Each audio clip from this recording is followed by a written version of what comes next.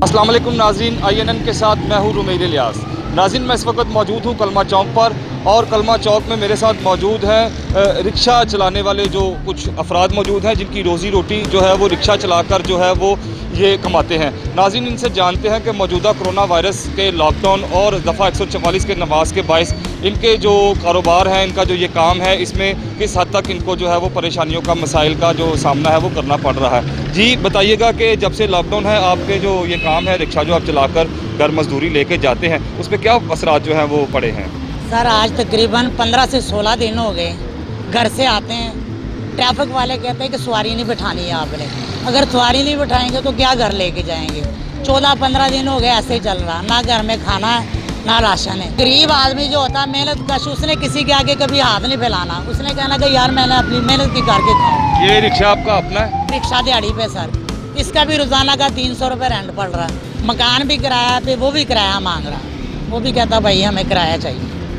नाज़रीन, हमारे साथ कुछ और रिक्शा ड्राइवर्स मौजूद हैं, उनसे भी जानते हैं। जी आप बताइएगा कि आपको क्या मसाइल हैं?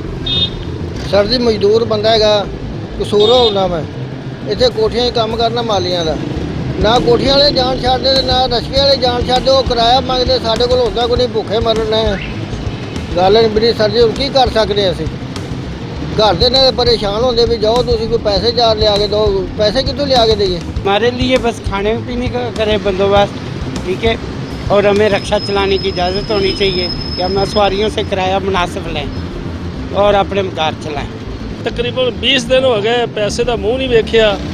जे परसों मैं रिक्शा कटिया तो ट्रैफिक वाले चलान करता, सवारी भी कोनी तो उन्हें मेरा चलान कर दिता है। कोई सानू राशन नहीं मिले, कोई साढ़े घर नहीं देन आया, तो असी तो भुखे मर गए हैं।